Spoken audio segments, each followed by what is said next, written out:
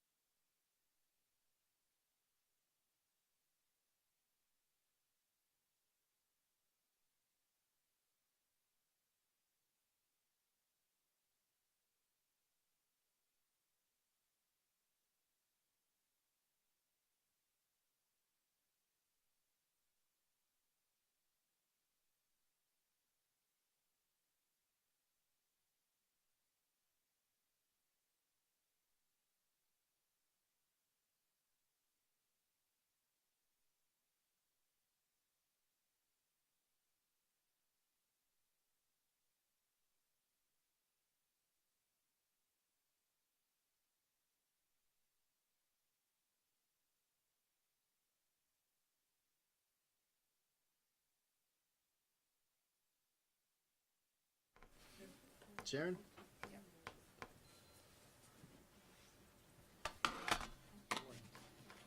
February 28th, 2019, Planning Commission meeting. Welcome everyone to the Planning Commission meeting. We have a couple amendments to the agenda I'd like to announce. One is that we have the minutes from 124:19, and we have, under other business, we have section 248 projects. That sounds like a government thing. And the ETC Next update. I'd also like to mention that we have a visiting planning commissioner with us from the village, Diane Clemens. So she's joining us at the table for discussion purposes, no voting rights, but we definitely welcome our adjoining communities, the rest of our communities, commissioners to chat with us. Before we get going, let's do the swearing in of anyone. Because I tendency to forget that. So if anyone's going to say anything at all tonight, please stand, raise your hand, and I'll swear you in. If you're not going to say a word, that's fine, but it's better safe than sorry. And it's only painful for a minute. If you're going to ask any question, this is a good time. Do you swear that any testimony you present this evening will be truthful to the best of your abilities? Yes. Thank you. Dusty, I just wanted to point out on the agenda, number 4, we crossed off the other business ETC and put it back online. Put it as number, okay, so this is different than what was online. Yeah. Okay, so, thank you. So item 4 is continued ETC Next discussion. So the first item or second item on our agenda is public comments. Within public comments, we also address any concerns, questions, or commentary about consent agenda items when we have them. And we do have that one tonight. And this is the spot where any members of the audience, planning commission, or staff can offer commentary on the consent agenda, which is item 3. That is a boundary line adjustment for Indian Brook Properties and Jeffrey and Leslie Springer. This is a proposal to adjust property line 0.097 acres from 61 Indian Brook, Lot 6A to 4 Walden Woods. Do we have any questions or comments on this? Do we have any questions or comments on any item that's not on the agenda? Okay, closing public comments. Moving on to the consent agenda. I would take a motion to approve the consent agenda. I move we approve the consent agenda. Second? Moved by Josh, seconded by Tom. All those in favor? Aye. Opposed? Motion carries. Consent agenda is approved. So now we have some more discussion on the ETC Next. Where are we going with this, guys? I know, I'm not being real formal tonight, but am I ever really, when you get down to it? Well, we're going to have a discussion about a further discussion, phase 2 of our architecture and form, because we decided this was an important enough matter to do it in 2 hearings. And so since you should have in your packets some information provided by Sharon and Mark on building types, which is helpful, point of reference. And also, we did a summary of the questionnaire that we sent out, but you just got it today.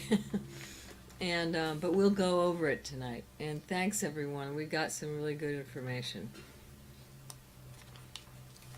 With that, Should we just go Yeah. But you guys, Dan and John, you guys slide down a little bit and. I think it might be good to start with the survey results if we could. Sure. Because I think one of the things, and obviously staff can jump in on this at their discretion, but one of the things I think it's really helpful to sort of talk about is the general results, which I think is obviously included in the summary. But Is this a recent survey, or is this the one that was done for the? this was This is a this commi- was the, no, planning- this was done planning for the commissioner planning survey. commission. Yeah. And the biggest points I think from us from a direction perspective is going to be, and I'm glad the questions were framed this way, was how much of the review is going to be administratively focused, how much is going to be more deliberatively focused. I mean, that's obviously really important because that will affect how we create the code, what we want to actually say.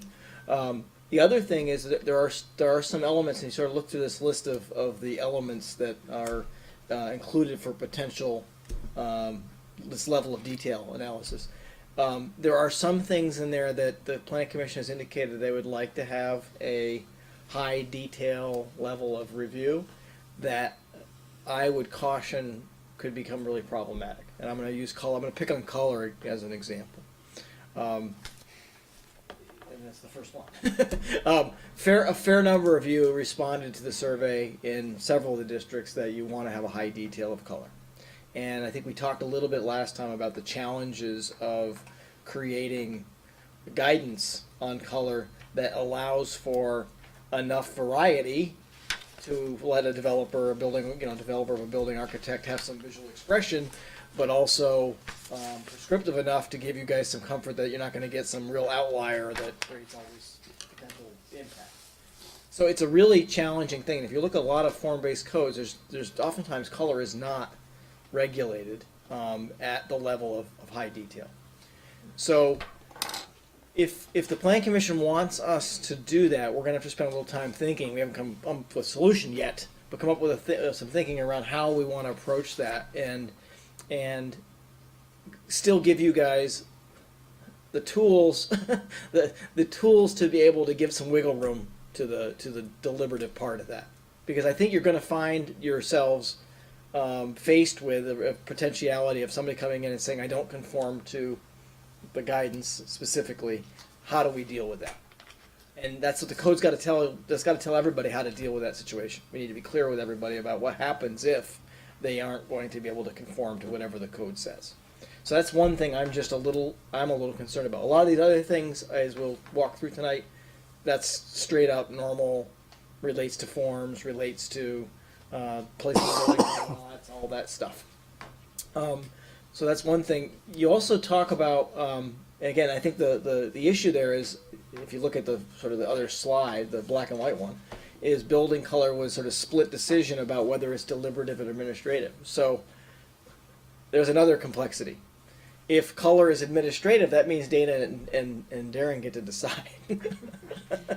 Hey. And I love trust my these Key guys, West. but I think it does create a situation where, again, if there's not clarity as to what the standards are that everybody kind of can buy into, and they're left to interpret the standard and say that's conforming. Yeah, I guess it might help to step back just a second to say one of the things we're hoping to get out of tonight's meeting is the overall approach. We had proposed a hybrid code, but even within that hybrid code, there's design review like you do now, under the business overlay district.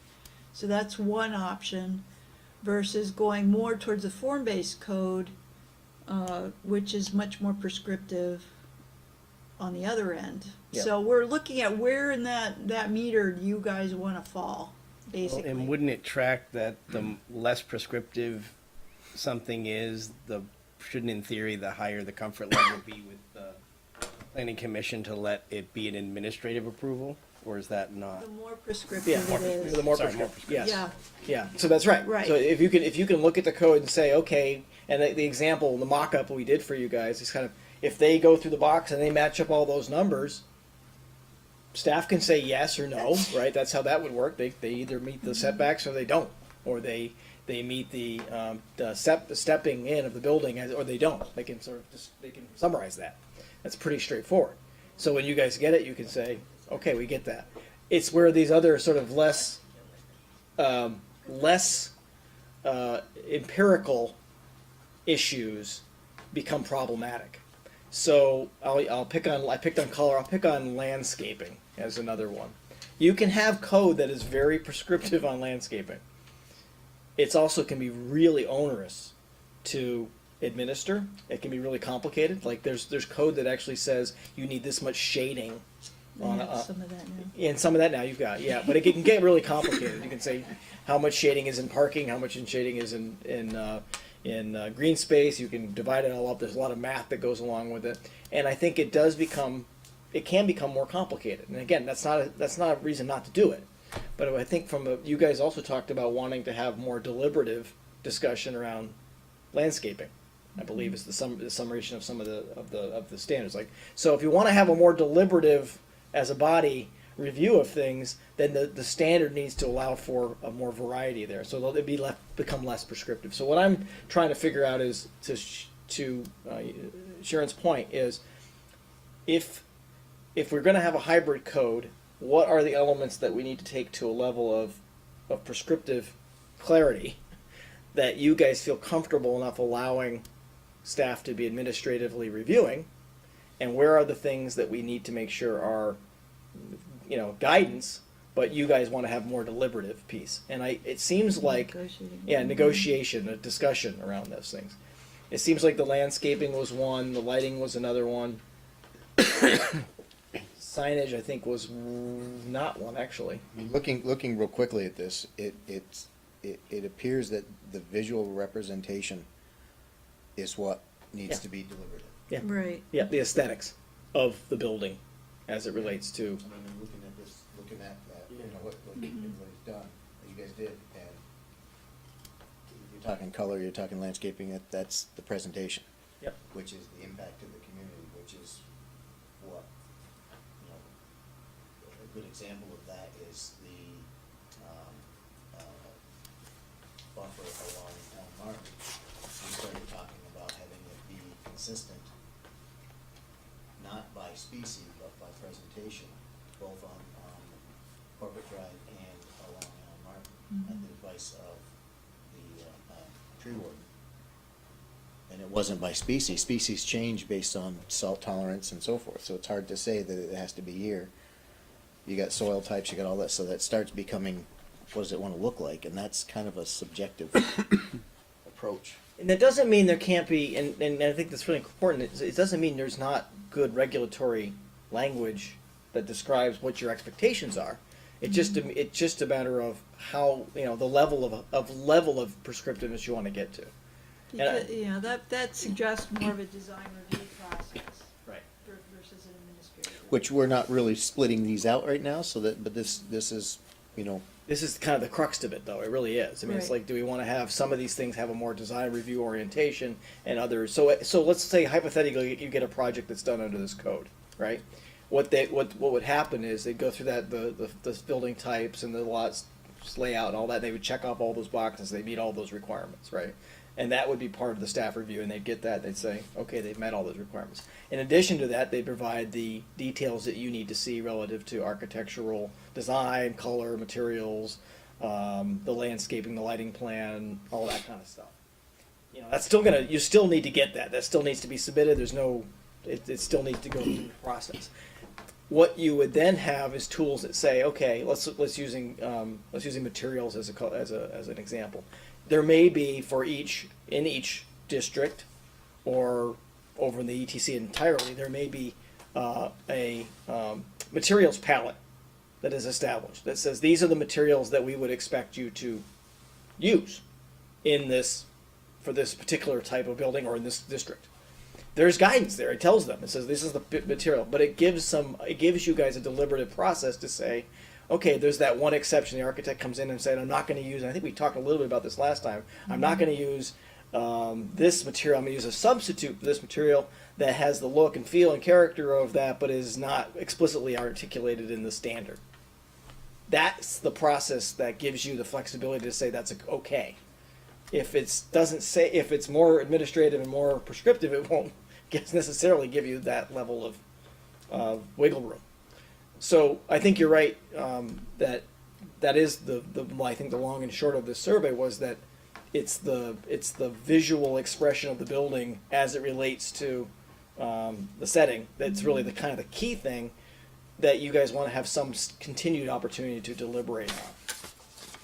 Maybe just a 10,000 foot question. I know we're trying to do specificity here with the architectural piece, but so have we concluded and decided that we're definitely for these three areas, the ETC areas, we're definitely going to a hybrid form-based code? No. Okay. No, that is again to share. We can this could all be done as It's similar to what you design have guide. now. Yeah, design review. It could be design review with a lot more guidance that staff could still review and say, you still have to, you require them to do design review. So right now that would be required. They'd have to do a design review in the ETC. And in the new segment describing the design review process, it would have all of the same stuff, presumably.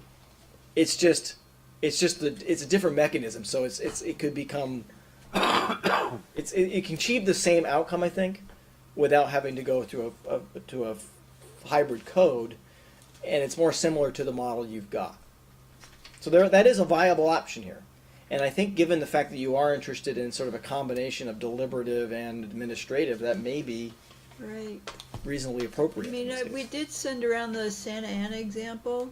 I thought that was a good example of a hybrid code that reflected both your current, Yeah. because you do everything by table, by district and things like that, but it introduced some of the form-based code and design things too. And then what Mark sent around were the specifics about the types of uses that we've been talking about in the master plan. Things that we'd actually regulate So, to. so Yeah. the code could be just a series of those district tables again, but they'd include a lot more graphics. Or it could be, as Mark said, a whole separate, here's the design guide for the ETC. the ETC. And then we'd have to create the overlay district to cover that, similar to what you have now. So we haven't, we have a meeting tomorrow with staff to kind of walk through from their perspective, I think, how How to organize. to organize it. Yeah. And I don't think we don't need to decide that today. That's not a decision point. That does need to be decided at some point, for sure. But what I really want to make sure that I understand from the Planning Commission's perspective is, it seems like there are certain things that you still want to be able to have some conversation with a developer and applicant about, that gives you the chance to listen to their pitch and adjust the thinking if it's appropriate. Is that a fair? I think that's a fair summary. I mean, that's an accurate statement. I don't think I would say we're not looking to just say, walk away and just, if it hits all 17 marks, you're approved. I don't think that's what we're looking for. And that was one of the things when we originally started working on the master plan with the town. That was actually one of the things that we talked, I think, at the very beginning of this process, that we've seen in my work. Certainly, I've seen a lot of communities that have struggled with trying to go more administrative and having challenges because they feel like the process is out of their control. And for a lot of communities, that's a tough ask. It's like they've been used to having developer come in, present the building, have a deliberative conversation around that, make changes, adjust things as they feel is appropriate, and come to a consensus, and that's what gets approved, right? My fear with that is I think the knee-jerk reaction for me personally is what you just said. Yeah. But if you put in front of me a set of guidelines and codes that met my value system and I got, then I would be all for just Yeah. going like this. I think it's the going from where we are today, which is that extremely high level of detail, to what could be, and there's this huge gap in between. Huge spectrum in But between. if you were to throw down something and go, all right, this is it, and I went through and I went, yeah, then I would be all for being, all right, staff, have a good time. No reason to be here on Thursday. Yeah, 30-minute meetings, great. Yeah, I think the key thing, as we talked about a little bit last time, is that when, what the master plan really kind of hit on was going back to the issues that the ETC faced. One of the fundamental problems that the ETC has faced has, you can argue about the architecture, and I know there's obviously a lot of concern about that. But the site planning and the relationship between buildings and streets and all of that is probably the most problematic in the ETC. That's if there's a failure, that's probably where the failure is in terms of achieving the identity and the placemaking that you wanted that's been articulated. It's, you can argue, the quality of this building or the form this building has taken, and those are legitimate concerns, and those things were raised in the public process as the master plan was being put together, the draft was being put together. But I would argue that the fundamental relationship between buildings, the mass and scale and form of those, our basic, the building blocks of those buildings wasn't well or explored, and the resulting has been some things that are not ideal. So if you go back to, if you look at some of the things we're talking about in the mock-up, those are getting to those things first and foremost. Materials, colors, the window dressings of place are also very important, but if you mess up on these, those aren't going to save you in terms of placemaking. They really don't. If you, excuse me, can I ask for clarity, Yes. clarification? Okay, you said, if you mess up on which things? If you mess up on the relationship between buildings and the public realm, the relationship between Correct, buildings okay. and then So other that's more buildings, the master, that's right. the big picture piece. Yeah, and they're actually getting smaller picture, but it's Well, but yes, yeah. but it's not the individual specific details, No. it's the mega piece. It's the big, yeah, and maybe just to pull up the mock-up that we did, I think that's helpful to show. Yeah, sorry, I realized I didn't quite pull it up yet. Let me get there. Yeah, so it's really kind of about, again, if you look at how the master plan is constructed and some of the things we heard during that process, those things, the guidance around those things about how a developer comes in and puts a building down on the lot and how that relates to sidewalks around it and the street types that need to be established around it and all of those things. So let's just gonna look at this as a maybe just zoom in on the graphics for now. We won't worry about all the numbers if you can. Okay, so on the left is the basics. This is the relationship between the lot and the street.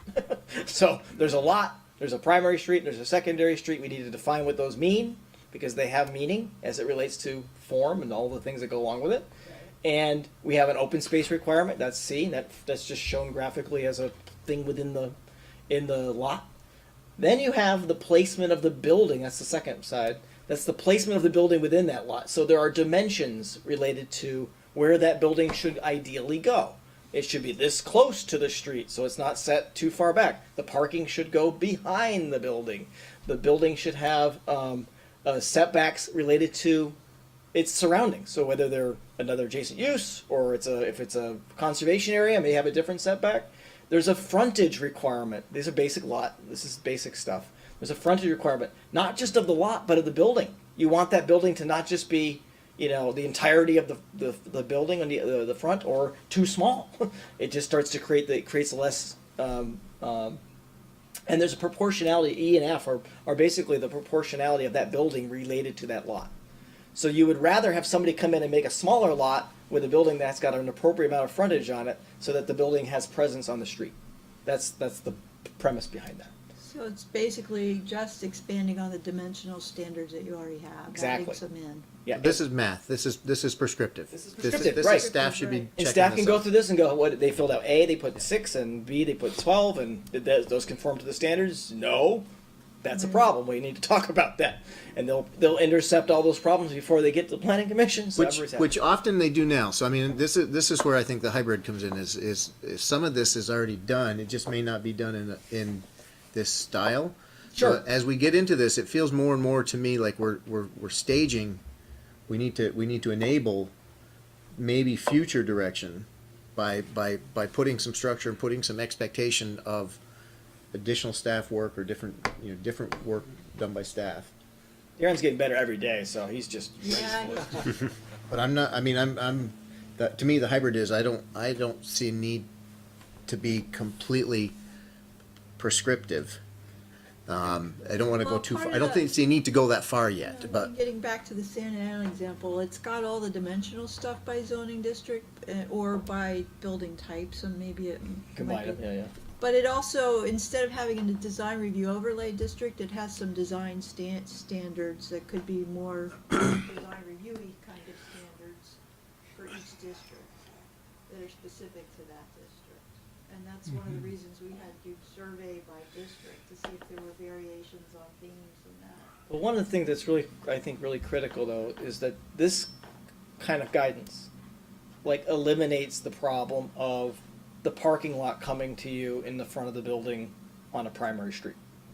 That's just not what the vision has. It's just not. And so if that comes to the planning commission, again, under this sort of structure, that would be no. Fix it. Come back with the plan, you know? And so that's why it's really important. I think that, again, foundationally, these are the things that actually really drive. And then the next two, if we can go to the next page, I'll show you where this goes. So we're going to skip over. So now we introduce the build. So that little building pad that's been defined in the spatially now has to go. As you can see on the left, it's a height mass. So it's not getting into the details of that building necessarily, but it's starting to articulate how much should the building move around. You know, can it set back? What is the relationship between height in the building? How big is the first story versus the second one? Things like that. Those are things that, again, this is not picking out the window dressing for this building. It's not picking out materials or anything. It's really getting to, can they construct a box that actually does some things that actually have value to the pedestrians in front of it. Ed, you looking like you wanted to say something too. No, I'm following it, and what I feel where we're going with this, and I may be way out left, but we are going to focus more on land use planning and not what goes on there. We're going to deal with how the blocks move around, what goes where, and then through the other stuff we do, we're going to deal with color, but we're not going to try to regulate But there are totally the architecture. Well, that's a suggestion, and then the planning commission can do what you want. I mean, it's your town; you can decide what you guys want to regulate. That's not our job. But I think what I've heard through the process thus far, has been, that if we don't get this stuff right, first and foremost, then that's a problem. Doesn't mean this code's not going to be. It's always going to be open for additional process too. That's the way they work. So you can decide over the course of time to add more prescriptive requirements on architecture as you see fit. That's totally doable. I think the big point is that from what I've heard, what I've seen in the process thus far, it's been if we can't establish these basic things really prescriptively and very clearly, then some of those other things will be less important because we just won't be able to get them right. So again, if you have a box that looks good, has great materials or colors and stuff, but doesn't do anything related to the lot, doesn't have a good relationship to the pedestrian space, then it's not achieved the objective. That's the problem. If I could chime in and say, I think part of the challenge with regulating colors and architectural detail and stuff like that is that, especially when it comes to historic design districts, we don't have a whole lot to go on in terms of, what's already there or what we know looks good. There's a lot of uncertainty as to what the community actually wants, but to Mark's point, what we do want is that clear activation in the site design. So that might be something that, as time goes on, we do get more prescriptive, but for now you want to keep at your table at the deliberative to say, yeah, we do like the feel like that. We don't know why, but we know we do. Another thing to not forget is picking mixed use north or mixed use south, east, west, as an example. If those develop as plan unit developments, it is entirely possible within the approval of the plan unit development that you do provide much more guidance on the architectural expression. Yeah, that's doable within a PUD. You could negotiate that conversation with the developer to say, I want you to submit architectural plans that take consideration of all this requirement, and give us some more details about the colors, the details that you're providing, and that would be codified within the PUD. So that doesn't matter what your zoning is, or it doesn't matter what the land development regulations are. That's in the PUD. So that follows the land. It does all the things it needs to do. So I think there's, well, it doesn't necessarily follow the land, but it follows the developer. So if we, and those are the areas where that's going to probably be the most valuable, right? But to your point, Ned, I think it's also important. We're not ignoring those other things entirely. So the activation one, this is where how a building relates to the places around it, right? That does get into things like glazing. And I think we do want to have some standards or some guidance on glazing, because if that's another one of those areas where, again, you don't have to pick out the windows for them, but if there's not a good proportion of open transparency on a ground floor mixed use building that relates to a pedestrian space, it's going to look weird. It's going to look, it's just not going to have that. It's not going to have that relationship to the pedestrian that's there. So if there's like a 30% glazing across the frontage of a building as it relates to a street, that's a problem. If it's more like 60-70%, then it's starting to make more. It looks like a store. So let's hold first, and Ned, go ahead. No, I agree. The challenge is how do you make the building facade or the exterior encourage what you want for the overall area, such as windows, doors, entries, that has to mix with, the rest of the land use, the open spaces, what goes where, what we do with parking. So if you can scroll down for a little bit on the left also. So some of the things that go into activation, this is built largely on Malta, but there's a few adjustments we made. Transparency, that's the opaqueness of the facade as it relates to the primary or secondary street. The ground floor could have one number and the second floor could have a different number, which they should, because it's very unlikely that you're going to have unless it's Residential. yeah. And it depends on the building type. Right. This is also variable by building type. This is one type of building. We only mocked up mixed use small, I think is the one we did. Upper story street facing facade, so whether or not the upper story has glaze, if a minimum requirement to minimize the amount of blank wall. You can say that. So on the primary street, you could say no more than 20% of that facade can be unfenestrated wall. That doesn't get into how they accomplish that. So, But it's prescriptive in terms of like when they come in with their architectural elevations and they say, you said 20%. We've achieved that by doing a bank of windows here and a bank of windows here, and you'll see those all add up 20%. But we did this type of window because we felt it was appropriate for our building.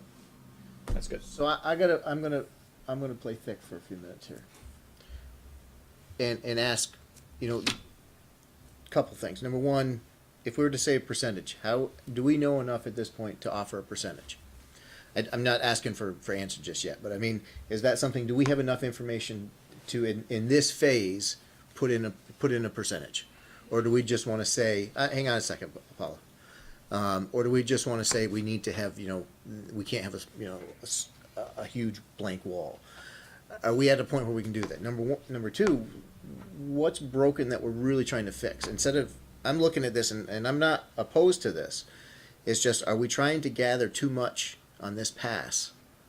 And I'm going backwards maybe, so bear with me. But what is it that we're really trying to hit? And I key off from things that you said before, John, is what are we actually trying to hit on this pass? Are we trying to put a structure in place that we can then fine tune as we go forward, or are we trying to put in a lot of granularity now that we're going to have to try to fix later? So I'm not necessarily approaching this from the idea that we're broken now. I know we've had difficulties because we haven't had we haven't had oversight over the whole area to be able to do the integrated, approach to a building on one parcel integrated with a building on another parcel, which to me, I think that's kind of what you mentioned earlier. That's like the big thing that was missing for the whole area. It hasn't been done as an integrated unit. It's been done by parcel by parcel by parcel. So to me, that's kind of like the piece that we're trying to fix first, without necessarily going to a real finite level of detail. I don't know that we know enough to do. You guys might, but I would say that having this, you know, we can discuss the level of detail, but having this gives you the ability to do development incrementally that still matches. So a building on one lot is gonna match a building on and that's lot. that. But I'm like keying off from the blank wall, primary side, street max. Do we pick a percentage out of the air and say, you know, 50% this year, and if we don't like it, we'll adjust it, or do we just say you need to minimize the blank wall or something at this stage? Dana, you had something to offer. Well, it just occurred to me that when you said that it's not broken now, it actually is. Okay, what's broken? I mean, that's sort of like specifically what's broken. What are we trying to fix?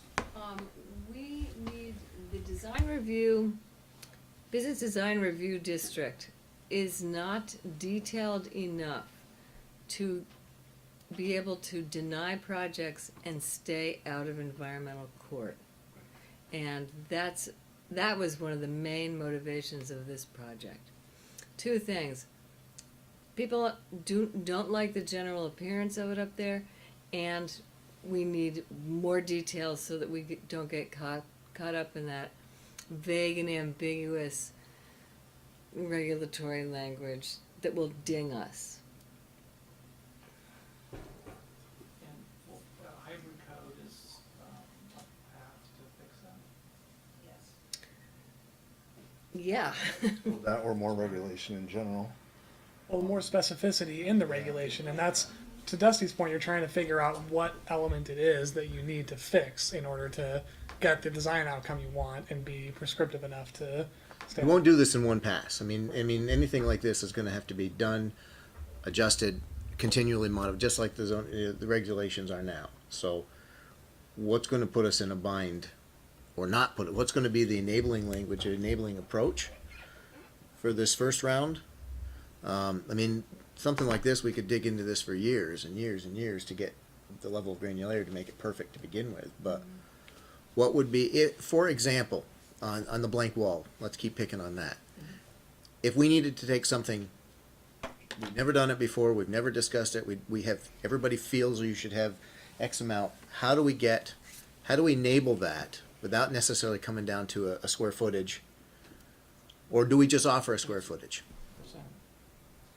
Or you offer a range. That's what I was gonna say. You can offer a range. You can offer. I think and that there are standards relative to building types. Right. So I mean there is some guidance that we have. We can use. And pedestrian scale. And pedestrian scale. So like if if we have 150 feet of frontage of a building, you know there is a proportionality to that makes some sense. So in cut me off whenever, guys. In the case of like our regulation or master plan, instead of necessarily including specific details, could we reference standards? But I think you want. Hang on, Paula. I'm not engaging everybody right now. I understand. You got a lot to say, and we'll get to you. You mean like national standards? Yeah, I mean, you said there are standards for the X, Y. There's guidance. I should have said probably more. I mean, It becomes standards when communities adopt them, but But like if you're talking about a certain size of building, a two-story building with, you know, there's a percentage of transparency or glazing on the first floor that makes it accessible. it's Right. not something that I would feel like it's on an ASTO standard or an NC standard or something like Right. that. No, it's sort of an architectural guideline that communities have looked at and said, okay, this mimics the vision that we've got for our community. And so if you add that all up, it's about a 70% glazing or 65%. And there often is like a And there's a range. Yeah. And ranges are good. I mean, again, that's if in terms of throttling your concerns, if you have a fairly wide range, then you get the opportunity to And that gives the developer some wiggle room. it gives them some guidelines that we're going to be looking at that. I think you have to. You have to have the variety. Otherwise, you just get a whole bunch of buildings that all look the same. Exactly the and, same And percent. the other thing is, you know, we don't want to so limit what we do with building heights, story heights, and all that we can't adapt to something. Say someone comes in and he's got, 4 floors, okay, and plain vanilla, whatever apartments. and he's got minimal affordability. You know, we don't want to be boxed in and say, well, gee, we can increase your density if you can increase the number of affordable units. You know, we don't want to get ourselves into that box, I think, because I think we have to look forward and, you know, serve everyone, because otherwise we're going to end up with a bunch of cookie cutter. So yeah, I agree. That is one of the complaints that some people levy around form-based code. That it again, if it's it can be very administrative. So they just run through the numbers and they get to their box, and that box matches up, and they're good. What you're describing may be better suited as kind of an enhanced design review. I say that because, you know, bringing in the externalities of like, are they providing affordable housing? You know, you don't handle that with a form. That's an externality that's got to be factored in that sort of transcends that. And that's a difficult thing to sort of But the address. developer's just going to take the easy way out. And maybe one way to For most cases, you know, what's going to give him the incentive to Right. do any of that? You know, if he can just go check off the boxes and say, here you go, I meet all the other rules. You know, I'm building you. I think it's important to recognize though that, you know, it kind of works both ways, right? The value of actually having greater clarity as to what your expectations of the outcome are. Like, not all these different types are available in every district. So, you know, the presumption is that if you pick mixed use, you know, in the mixed use north or mixed use south, the more mixed use buildings. So they, you know, one of the inherent things in this is they got to include ground floor retail. That's or ground floor something, right? Whether it's retail or commercial or whatever, right? So there's a presumption in the form that that's going to happen. So you've already locked the developer into adjusting their program to relate to that form. They've got that building's got to have something else besides just ground floor residential. So that does create that in and of itself. That decision in and of itself will start to change some of the dynamic. The problem, though, I think that I'm hearing is that if you want to continue to, if you're not comfortable yet of allowing, because that is you know the value of the prescriptiveness of that is that if you're clear with what you want and you provide some flexibility within what you want, but you're clearer and more prescriptive about it, that the outcome that results from that will be more in line with what you want. That's what the logic is, right? So if you tell people what you want and they do what you want, the outcome is what you want. If you feel like you're going to find yourselves battling at every turn with the development community, or if you don't feel like these prescriptions are going to give you the outcome, then they're not right. That's the problem.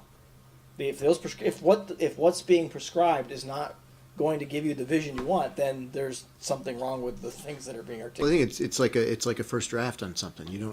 Do we know that those prescriptions are what we want? I mean, have we seen? I mean, we haven't seen. Obviously, haven't done it and tried it. So let's try it. Does it work? So is They're it, consistent with the vision and the purposes of the neighborhoods that are described in the master plan draft. Yes, but they aren't. You know, that's one level of that.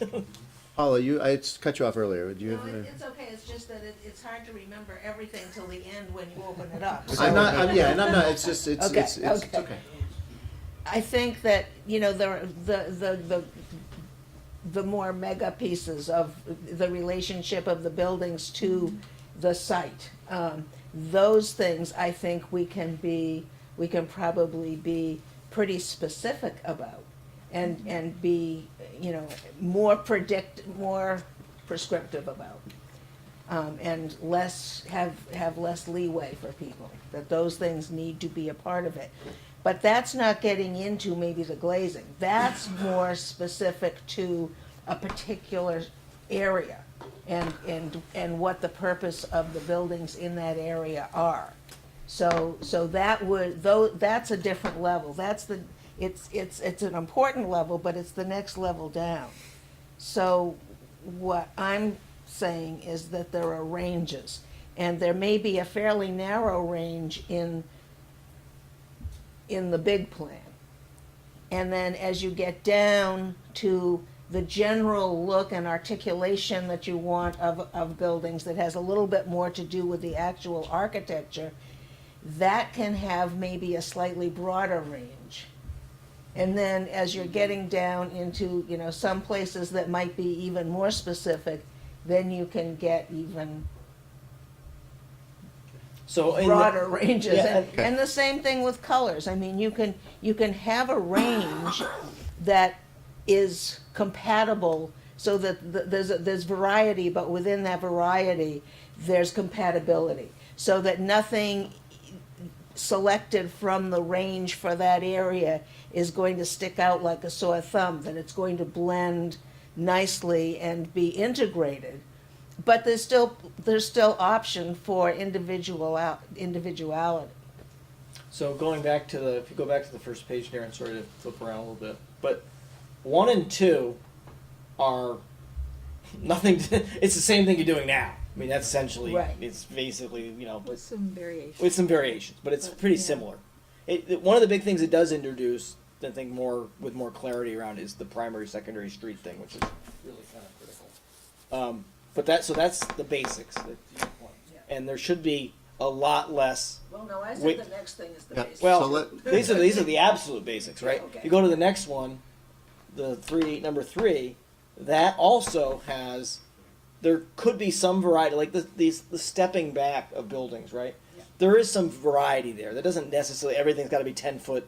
You know, it could be 10-foot minimum or 5-foot minimum, so that we can come up with the metrics that still allow for the articulation, but allow for some variety of that. So But a very if, small range. yeah, or if somebody does 12 feet, that's fine. The standard was 10. I really want to put in a forecourt or something. Or yeah, right. I mean, just, yeah. Right.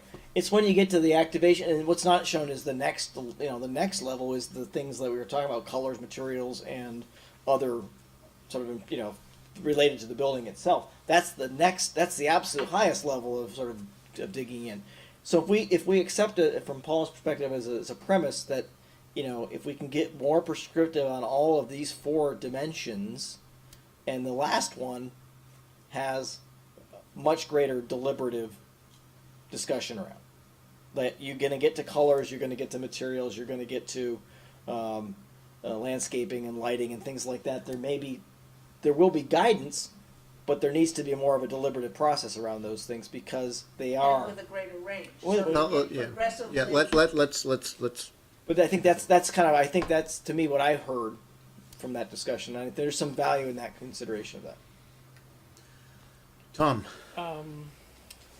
It seems like it'd be good to have something sort of form-based for the first 2 or 3, 4. Mhm. But to Ned's point, what are our real goals? Our goals: affordability, energy efficiency, right sizing the parking. If those are our goals, as opposed to pretty buildings, then we want to leave a lot more deliberative leeway in some I dimensions. think going back to the master plan, the primary goal is placemaking. To go back to defining what, as Mark said, the public realm, and how the buildings relate to that. It That's it not- see, doesn't those things aren't- exclude yeah. all, I yeah. think that's what we've heard over the years. That's been one of the Yeah. biggest things. Okay. But not to eliminate that, but that first primary thing is the, putting the bucket around the whole parcel or the whole parcels, and being able to look at everything together is we haven't been able to do that. Okay, and which of these steps do we think are necessary for placemaking? Oh, All Those first, 4? those, Yeah, Would you I say think- all need 4? Or? Well, and if you go back to the master plan, I think it outlines, for each neighborhood or district, it outlines the elements that contribute to placemaking. I think it does. And it This also talks captures about those. parking, but in terms of buildings, yeah, these are the key things. Yeah. Personally, and then I'll just, as side comment, I'm afraid of color. I don't think I have any right to tell anybody what color their building should be. So, I think people will come with interesting ideas that might look really nice that we never thought of. but should that be, prescriptive or deliberative? And that's where I think it should be deliberative. Deliberative. and let it come back to us. And if somebody thinks they've got an interesting enough, let them state their Well, case. just can I ask the planning commission, how you deal with it now? I mean, has it been a big source of contention? A couple times it has been, and you know, we've stood on integration into the community. CVS was one, CVS, Dunkin' Donuts. But you do because have a of, color palette. but not for the CVS. Right? No, we did it on the building for CVS was outside of that. business design For control both. overlay. And it's in the business design control, but Okay. the color palette, I believe, was for the town center, which is Bows. So, I mean, at CVS, we stood in the fact that the schema they originally presented wasn't community friendly, period. And I mean, so we stood on it. I mean, could somebody have challenged us? Maybe, but they didn't. They wanted the approval, and you know, we got a toned down schema. Tone down schema and less lighting on the canopy. So I mean, I think that some of that works. Now, we don't have in previous iterations of this commission, we started talking about Kelvin temperatures of colors and schema and color gradings. And where is it is it the chroma scale? What's the color palette scale? I don't recall. Pantone. Oh, whatever. I mean, we started getting into that, and that's way more detailed than. Yeah. If we're gonna do that. We're gonna make staff do it. So, okay. But I mean, that might not be something that we fix yet. Leave it more of a deliberative Yeah. dialogue with the developer. We state something that color integration, you know, will be a consideration of the deliberative process. Yeah. So we call it out, but not specify. I don't know if we can specify it yet. Do we know? You don't know it. You can't describe it, but you'll know it when you see it. Well, Kinda. and that's where, getting to Dana's point, That's you where have it to gets be a tough. little careful, because if you don't provide guidance, then you have no basis to But rate. the guidance might be at this stage as simple as it needs to be integrated. I mean, they state their case. It'll be a little trial and error. You might get something that you don't really feel great about because you didn't know how to say you don't like that. But as you go along, you'll Eventually, learn more. we'd have a list and say it can be this color, but it can't be that building's color, and it can be this building's color, but not that building's color. I mean, one might make an argument that if you look at the current palette of buildings out there, it doesn't have enough color expression. Yeah. I mean, I was gonna say, that's a complaint about Act 250, when they, regulated, tone. they came out with earth tones and grays, and Yeah. you look at these Shades of subdivisions, gray, they're all it's just- gray, and yeah. it's, So I mean, I think from a challenge point of view, I'd rather have somebody challenge me on color than on, height and mass and placement. I'd rather have that be more prescriptive as we're leaning, and let that be, because that's kind of hard to change. Color can be changed with a spray gun, So Uh, mass, we've had a lot of trouble with before. but we've never really clarified Right. it. So I'm just saying we gotta be careful about the numbers we plug in to make sure we get the output. And you got to remember too, the other thing that this is obviously one building type, right? So when a developer is looking at the district that they're operating in, there's a palette of different building types. So the idea is that they can look at that palette of building types and say, okay, this best fits the uses I'm anticipating doing, right? So they pick the building that's got the best palette or relationship to the uses they're looking to do. And each building type has max dimensions. yeah. Yes. I mean, that basically defines the mass, right? That defensive mass, yeah, and that's that's why we have a small mixed use, a medium mixed use. So there's different sizes, and they will have different requirements for their relationship to their surroundings because of the scale of those buildings. But the issue would be if somebody's trying to if somebody looks at the building types and they pick the wrong one, right, and they put it on the site and it doesn't seem to work. Staff's going to see that at the administrative review process and go, I think you should be doing a mixed use small here because the relationship between this building and just there's some things that don't make some sense. They can't make it work. They're not able to meet the size requirements. That's the conversation that would happen before the planning commission gets involved, presumably. That's the hope, would be the developer would go back and say, you know what, that this building does not fit. The form I was trying to get does not work here. Josh, you've been quiet. Yeah, what I would say is, I'm definitely hanging my hat on the first four things being very prescriptive and administrative, as we've all said, just on the grounds that placemaking is what we really want. And I think you have to lock a lot of things in with that objective, because this kind of code, what we want is to say, here's our objective, now do it to a developer, as opposed to other areas of the town where it's, here's what you can do, and whatever it looks like doesn't really concern us a whole lot. Like when we're out in like an R2 or R3, like who really cares what it looks like, so besides maybe the owners and neighbors. But here, like how it relates, what it looks like broadly so conceived is really important. So I'm fine with a lot of things being maxed out administratively. Definitely the first four, the whole relational piece. That's really vital for me. So I was on administrative on all the surveys here. One point one point on that, I think that you raise a good point, is that these can vary by district, right? So we may decide, you guys may decide that mixed use north and mixed use south are where you want this to apply entirely. You know, neighborhood commercial doesn't. We don't have to apply this to neighborhood commercial, and that could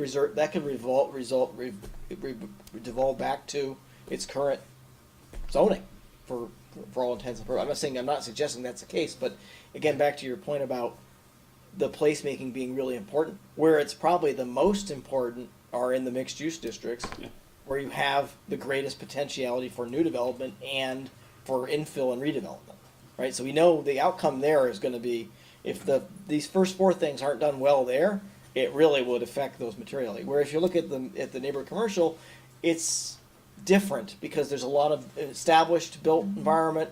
A lot of the new stuff would be in the back of Route 15, the frontage. So or for price drop redevelops. But you know, there's not a lot that's kind of expected in the short term or even long term that's going to be visible from Route 15 as an example. So There's a lot of variety there. and there's a lot of variety there already, so that it's not intact. They're not dealing with those sort of things. So you know, again, if you're really worried about, if you really want to focus in on this placemaking part as the primary goal, which I think is definitely consistent with what we heard during the master planning process, that's where the biggest bang for the buck would happen, would be in the mixed use districts. John? Well, I would say too that in the historic district, right now, it's set up, you know, and there it's actually more prescriptive. Yeah. Because you do have a pattern you're trying to, or a building type you're trying to maintain. Right. So in that case, it might be more detailed than this. I mean, that's still for discussion, but right now it is, under the guidance that you have. John? I say ditto to a lot of what Tom said and Josh said. I'm on the same page. I think that, you know, it's more prescriptive with this particular part of the layout of the streets and primary, secondary streets is spot on. And then we can worry about the other things in a more deliberative way. I think that's good. I think back to one of the was it building G and H? Buildings G and H, and if we'd had this in place, we would have been able to bypass, resolve, shorten the review process by a lot, because it would have come in and this is what that building has to do. Not debate with an architect or debate with the developer or debate with the planning commission. It would have been, this is it. So I think that's where that value comes into play. Less on the aesthetic interpretation, more on the physical play. I'm not saying less on the aesthetic meaning it's less important, but I think the aesthetic is, I don't feel like I would want to give that up for deliberation here yet. I think the deliberation, because that's where we get the opportunity for members of the community to chime in as far as what they think about, as far as, you know, what the aesthetic impact is. And if it becomes completely deliberative, then, you know, then there's no opportunity for public comment during the process, really. Paula? This is an aside, because you were talking about color. Anyone who hasn't been online and taken, they're usually done by Pantone, but there are color perception tests, and they're really interesting and really good. And if you can't get at least 80% on it, you shouldn't be giving advice to anybody about that. That could be written in the code. The developer must be qualified by this test, and otherwise Qualified expert. You have to take a test with staff before you can submit a plan. One of the things you might want to talk about too is franchise color, because again, you may not want to allow them to use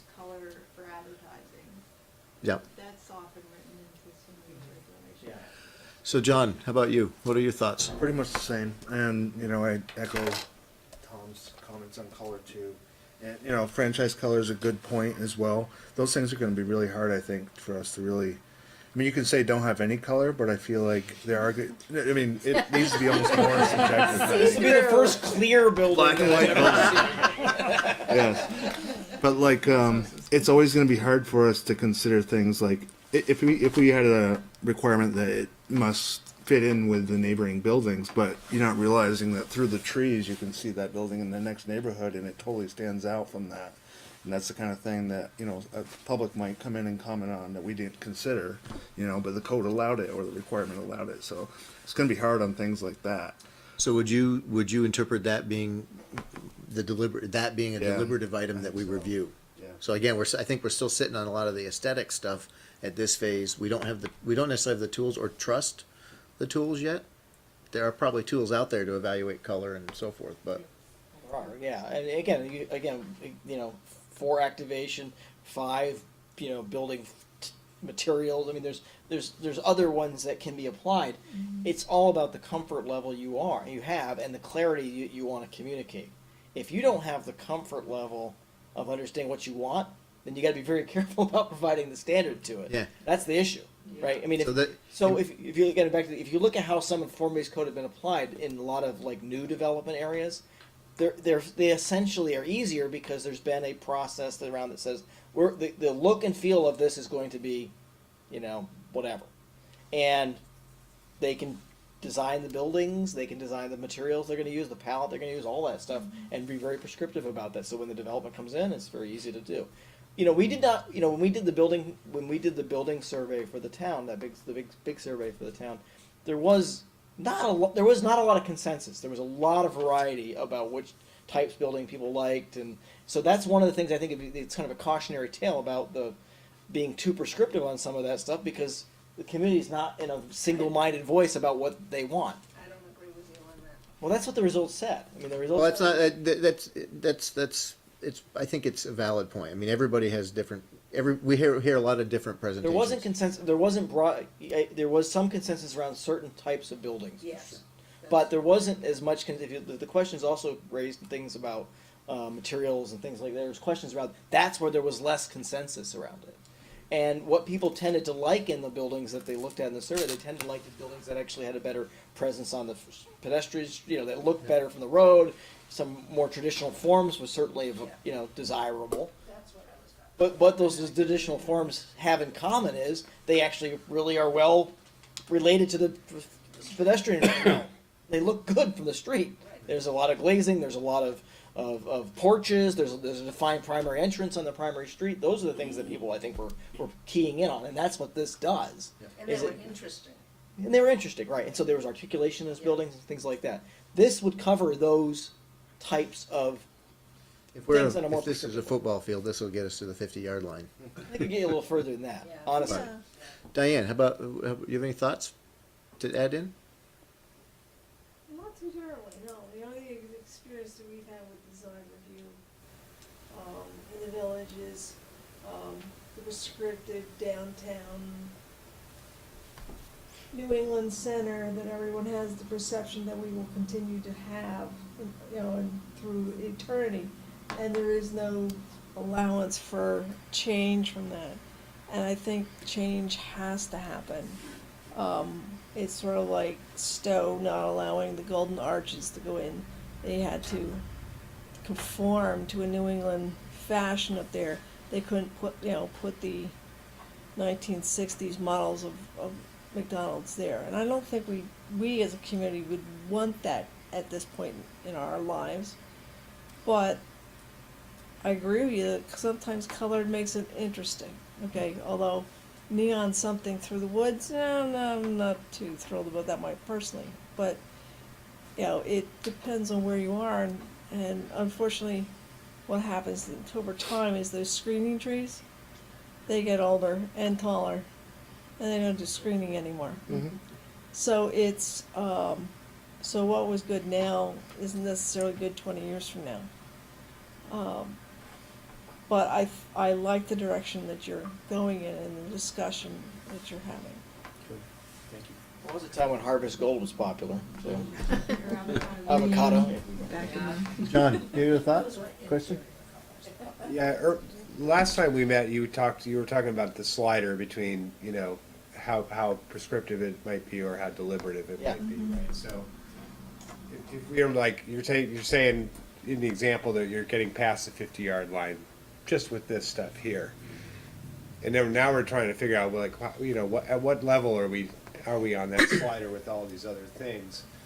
Did that survey give you enough information to say, like, here's something that's like 50% deliberative, 50% administrative, so we can give you some guidelines that's prescriptive and give you some room to play with? Is it clear enough, or do we have to really work on this? Honestly, that's why I sent around the Santa Ana and we sent around this example too, because that's, based on reading the survey results, that's kind of where I landed. Yeah. And Mark, I think, landed too. It's just, this creates enough of the form-based code elements to give some clear placemaking. Emphasis. But it also can fit in with your current regulations in terms of how it's organized and structured. And we can include the standards that allow for more deliberative. So to Discussion. Dana's point, if somebody comes back, 1 through 4, they deviate from the standards that are presented. And obviously, there's the ranges are important because we want to make sure we allow for some variety in the types of buildings and such.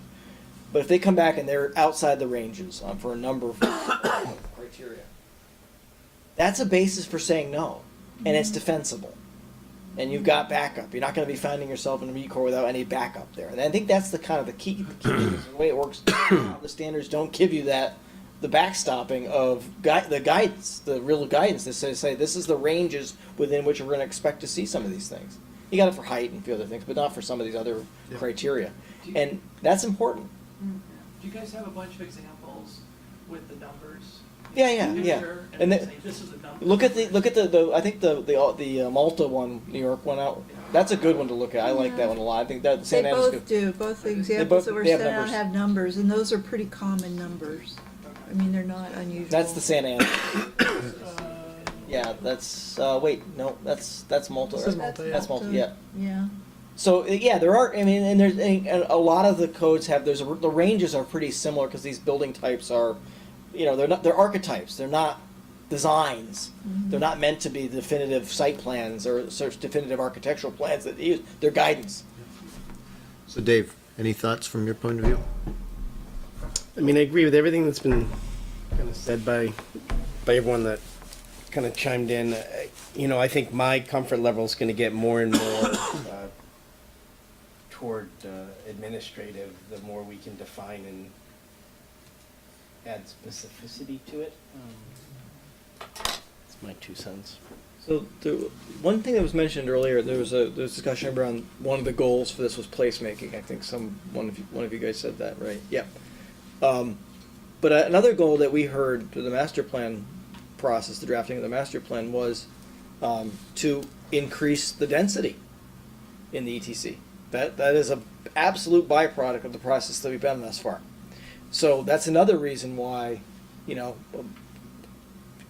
giving guidance to developers about the types of buildings that are allowable and giving some clarity around that is really important, because you're going to want to, again, if they're not achieving the density that is desired there needs to be a discussion around that, and that gives staff a chance to look at that and say, well, what are you doing here? But you can't, you're not going to get a single family home in the mixed use north.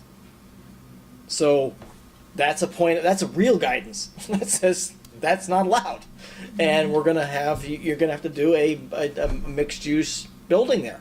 So I think that's a really important distinction between the current situation with design review and what we're proposing, is that it's not just the clarity of the outcome of the physicality of the outcome. It's also that you're guiding those choices that they have, and those are related to those locations. That's really important. So to bring us to tonight, to refocus us back to what we're looking to accomplish tonight. Yep.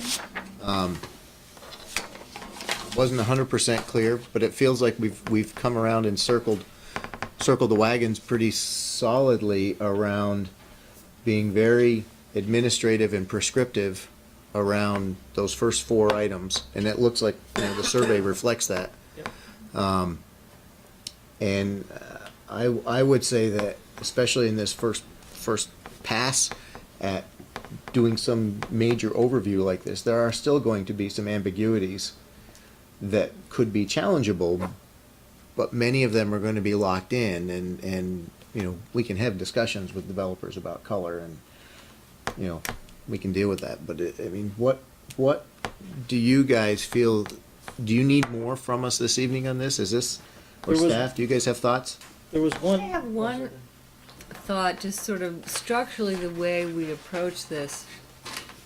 Mark, I think you mentioned an enhanced design review in a overlay district. Is that what feels right to you?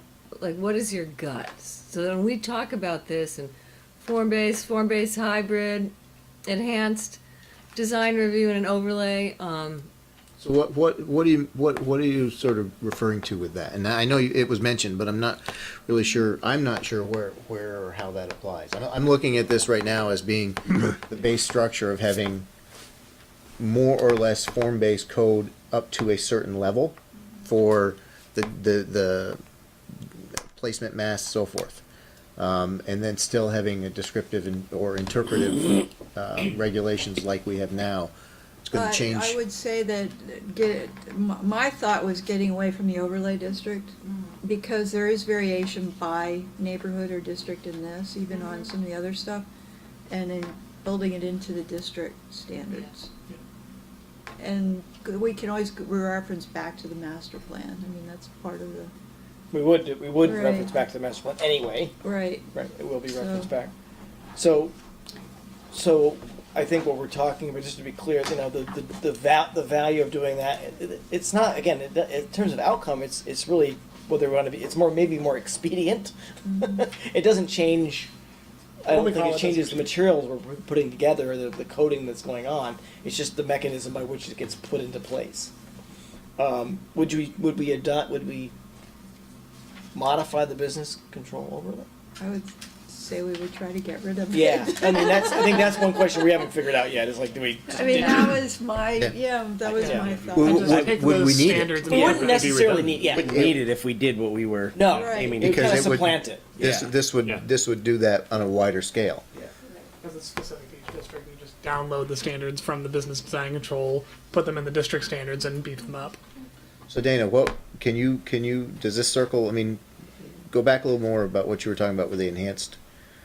well, I just want, for going forward purposes, to establish the structure. And I got a clear message that maybe we should just get rid of the design control district, not enhance it or anything like that. And I think that's really important feedback from tonight for staff and Mark and Sharon. I don't think it's going to be necessary more because this does. I mean, we've already identified that you know, the administrative prescriptive elements are more defined, but across more area, and we've clearly stated that per neighborhood there are going to be more deliberative items. So we just need to clarify what those deliberative items are.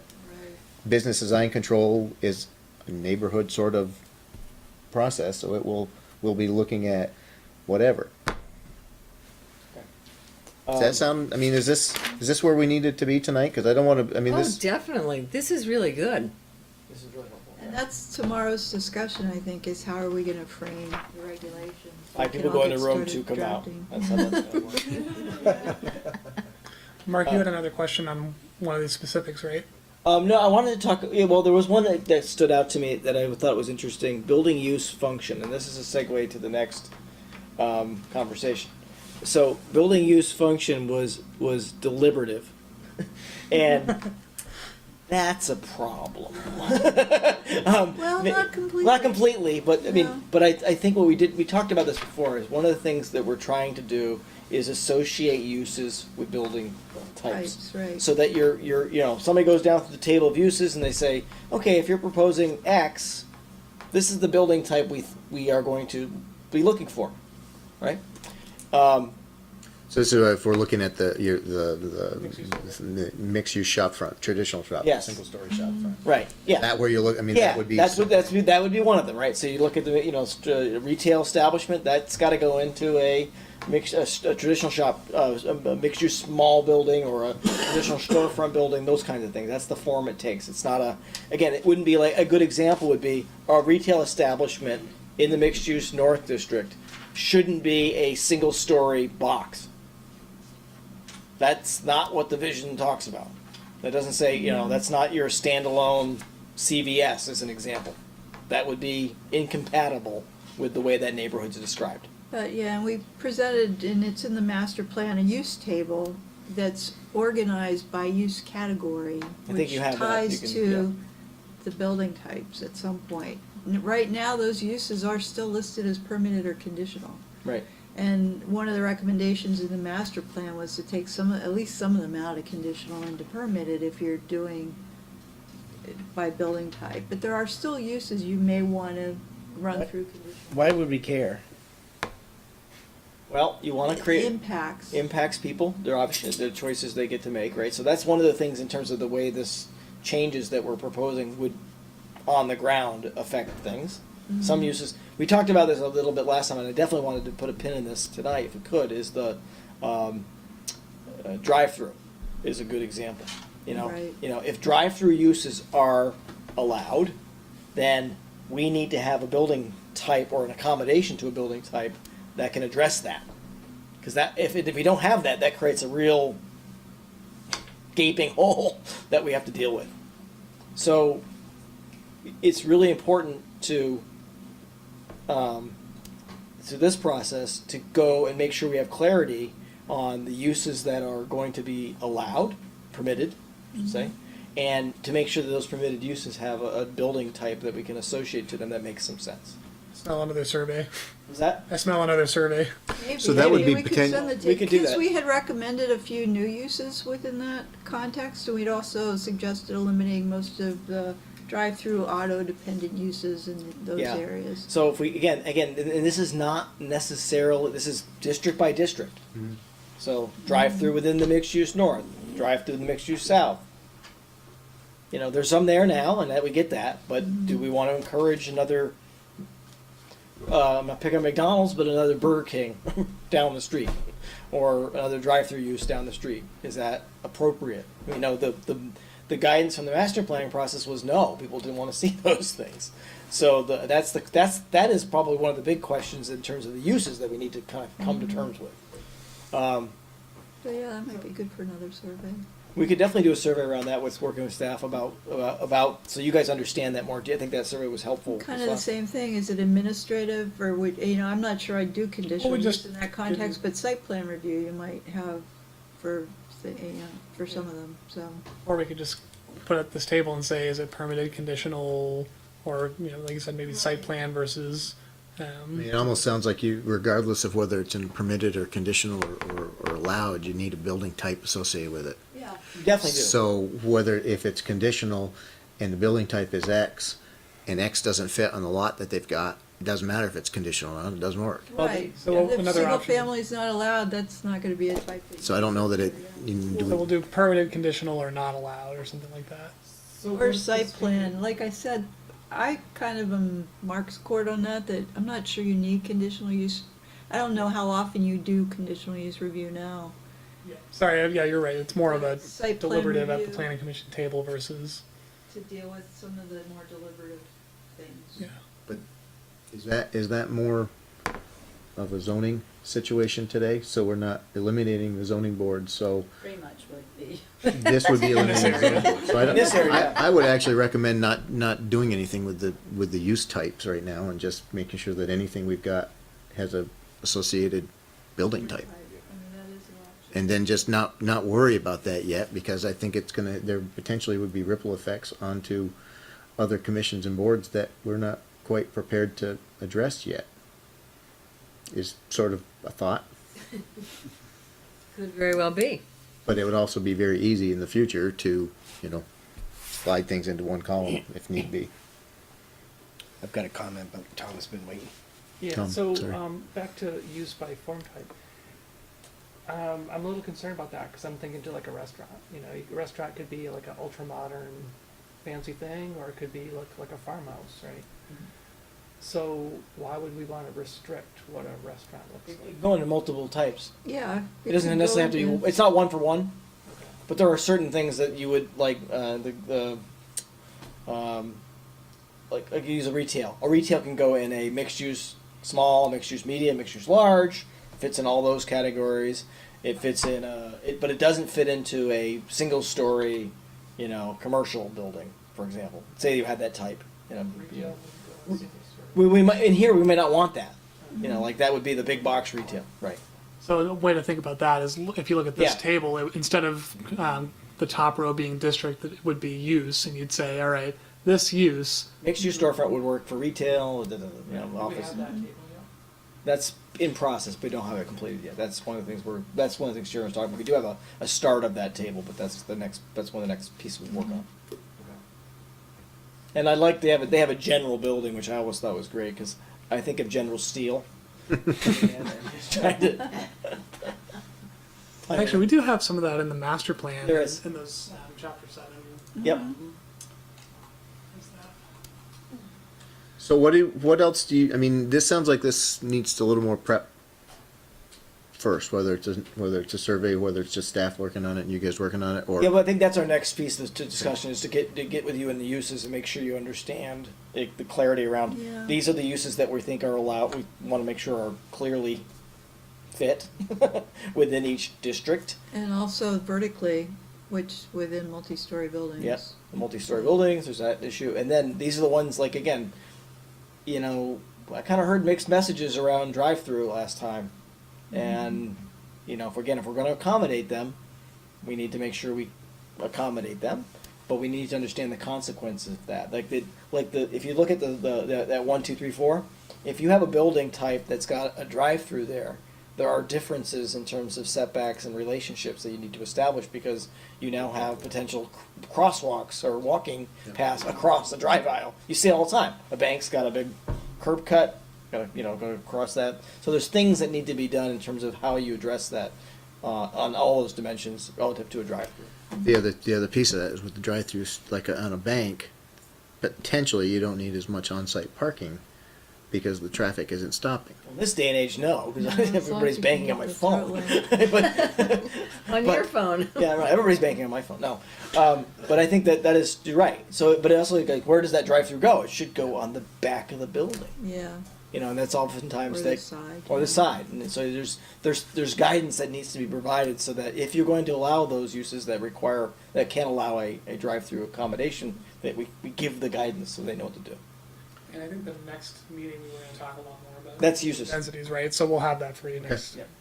So is there anything else we need on this tonight, from your point of view or from your point of view? That was good. Does anybody have anything they want to throw at these guys before we? Yeah, I wanna ask my question Go ahead. again. So, not Listen now, closely. But at some point, I'd love to see some examples, like if you scroll down just a little bit, Darren, in step 3, the building mass numbers there. Yep. Keep going down to, so right there, so Yep. F through I, those numbers and pictures of what it looks like. Yep. The model will actually show the representation will be proportional on this 3D model that's Yeah, there. yeah. That's proportional to the Okay. numbers that. But I guess what I'm saying is, once we have some recommended ranges there, I'd like to see some ranges of Okay. buildings that match those. Yep. Let's get that on the bike Max, rack. Yep. How ugly can it be? Numbers- You have to reach this bar of good neatness. Yeah. Yeah. Basically, what I want to know is, if we have some ranges here, how ugly of a building can we get?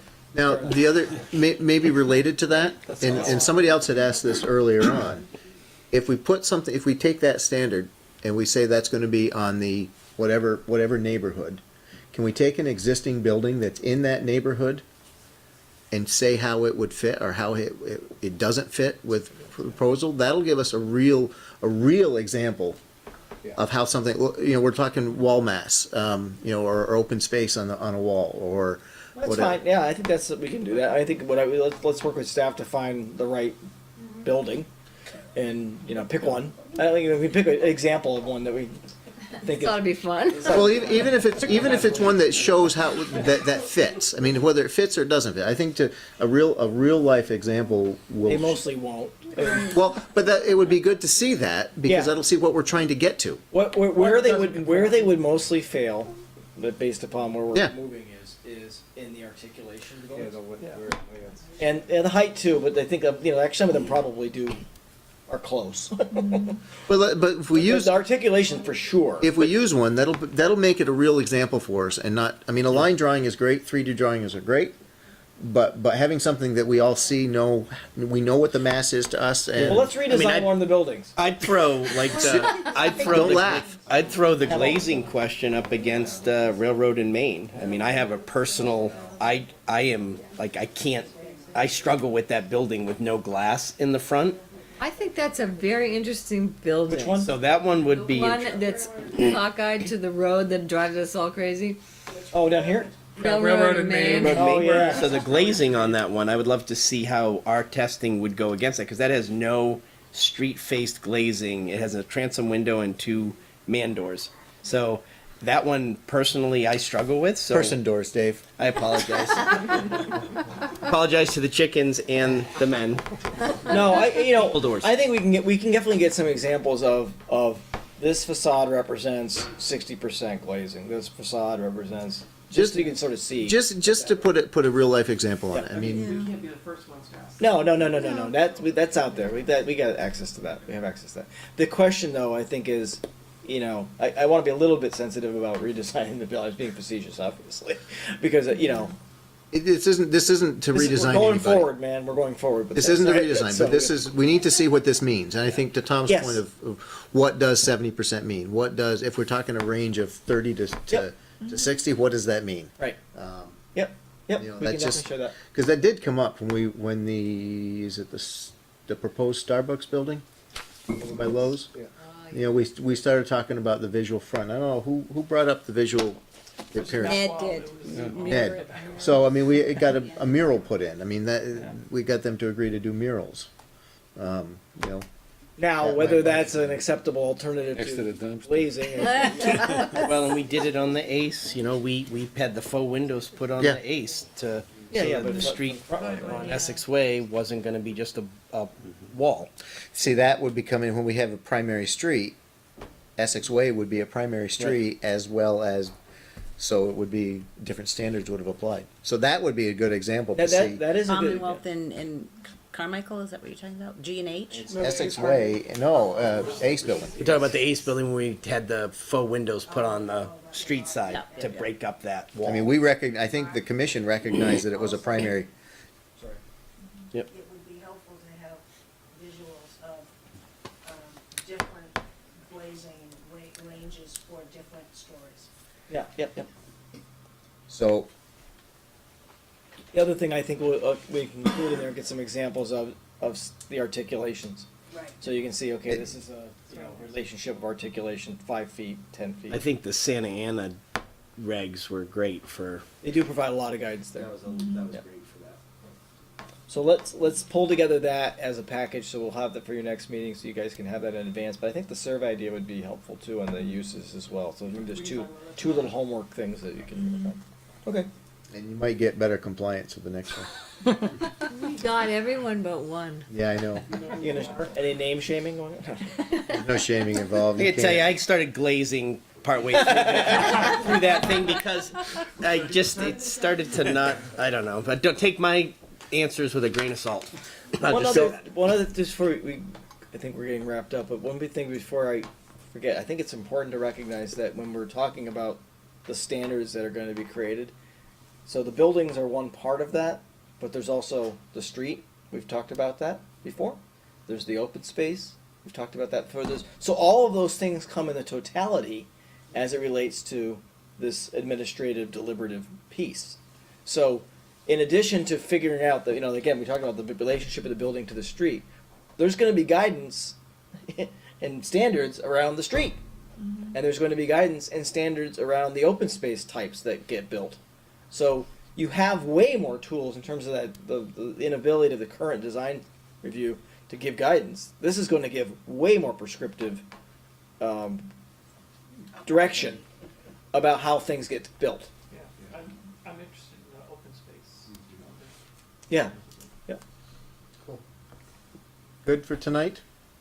Excellent, thank you. Thank you. This was Yeah, thank you. good. Let's see, we have, minutes. See you tomorrow. Good luck. Actually, Only two are coming out, so Darren, you might want to wait for a little bit before you go in, just. if you guys want to stick around, we're going to talk about a Section 248 project. So there's going to be telecommunications towers on one of the buildings in the ETC. Oh, really? So, I am looking for a motion for the minutes from January 24th. I move we approve the minutes from January 24th. I'll second that. Moved by Tom, seconded by Shu. Does anyone want to offer any corrections?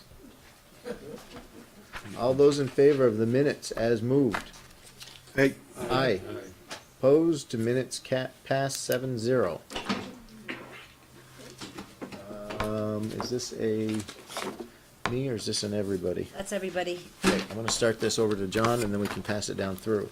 Other business, section 248 projects. So we have an update on two Section 248 projects that are happening in town. One is that Green Mountain Power got their certificate of public good to do the solar project on River Road, so that will be moving forward in terms of construction, getting state permits and all of that.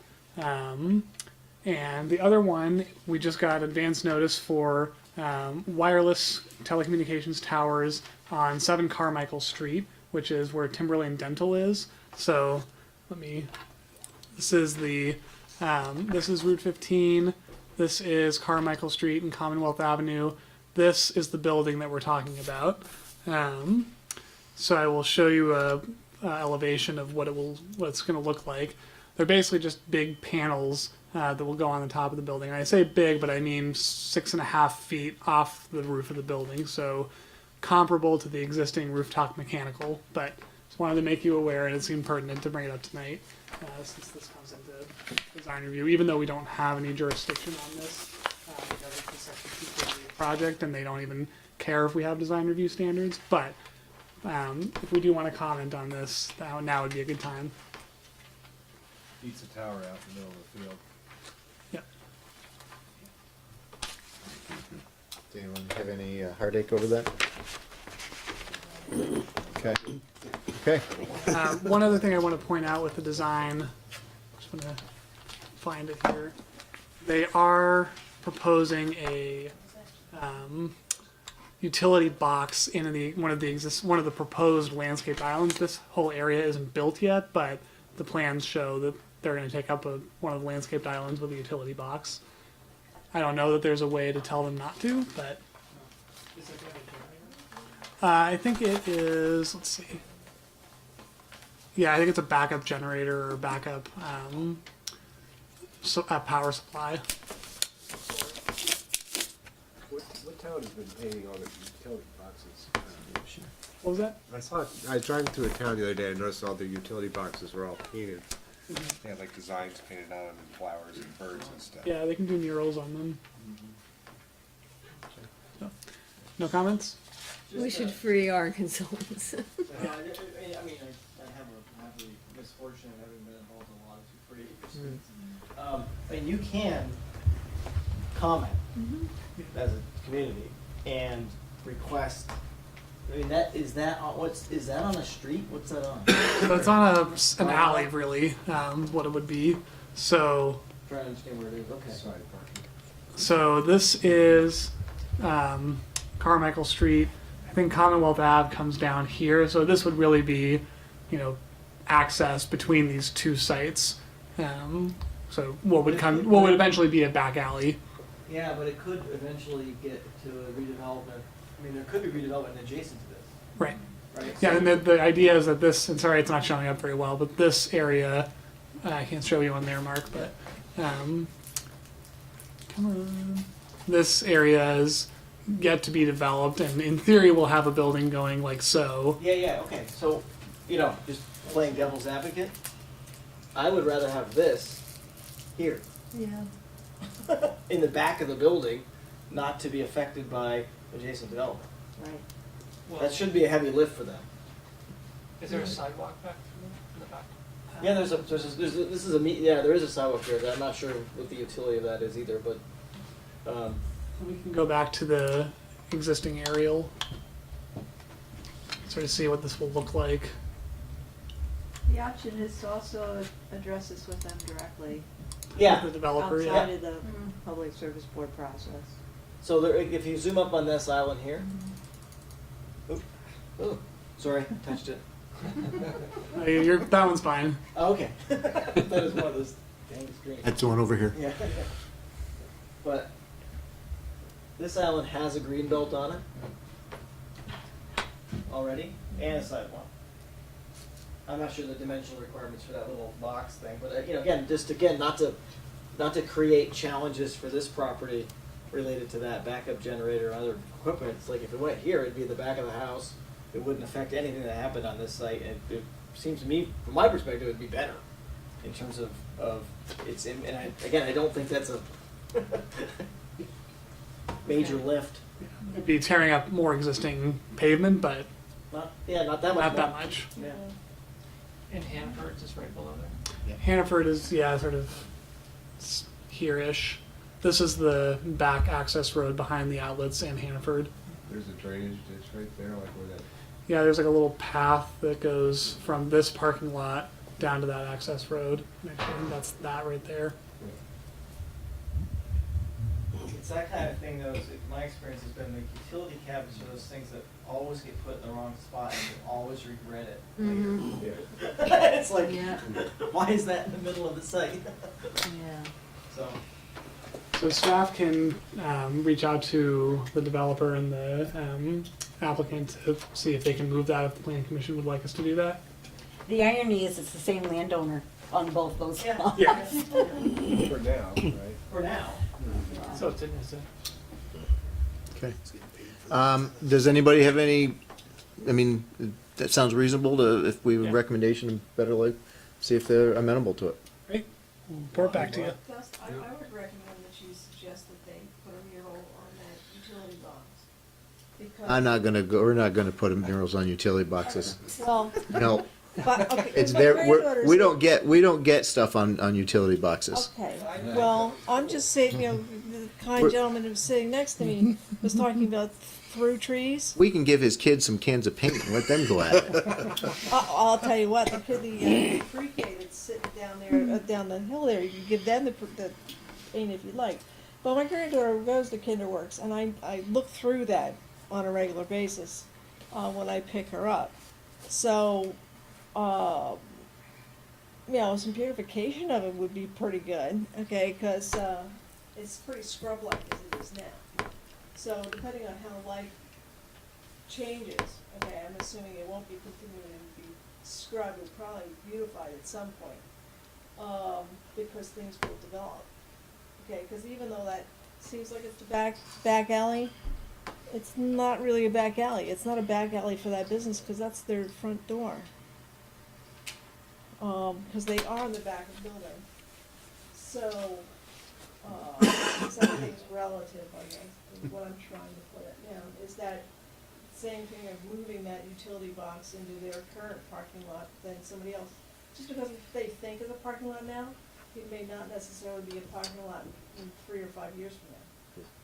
They may change their mind. Fair enough. Let's see how amenable they are to relocating and go from there. Great. I had one thing I wanted to bring up, and that was essentially I met with the select board and the trustee a while back, a few weeks ago.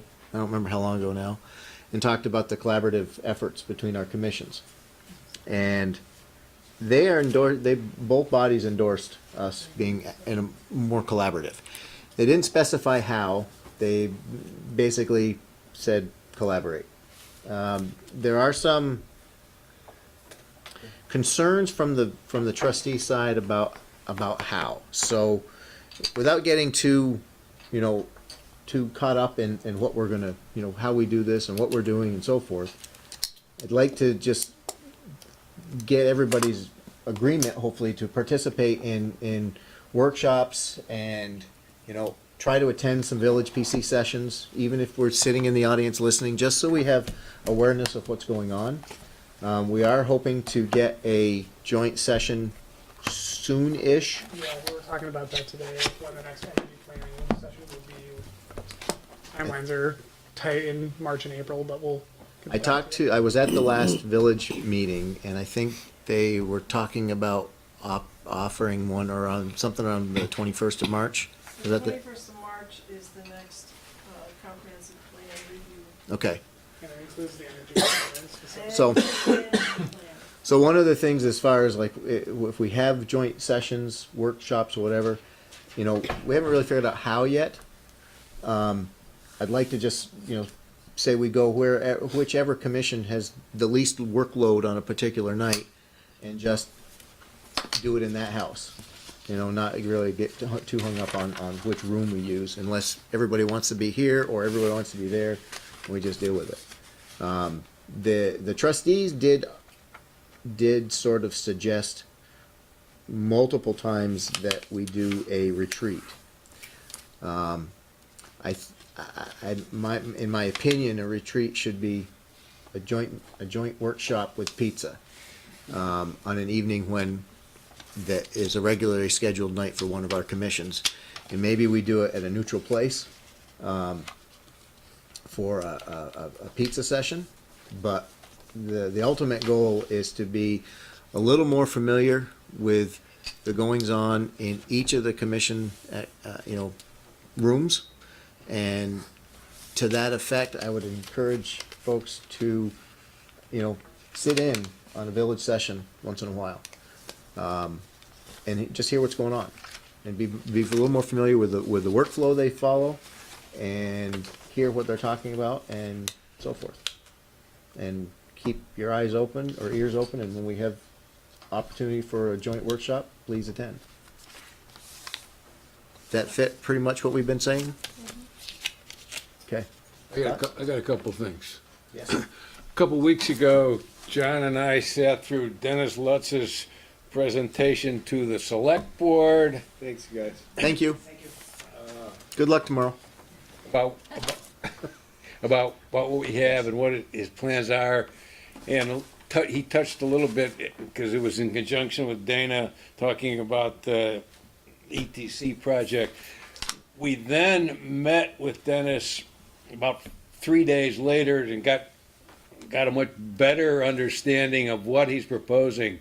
One of which is to extend the water line further than is planned along Route 15, which will serve the mixed-use north development area without any worries then for water flow. And it is another proposal that he made to upgrade, was it one or two of the sewage pump stations?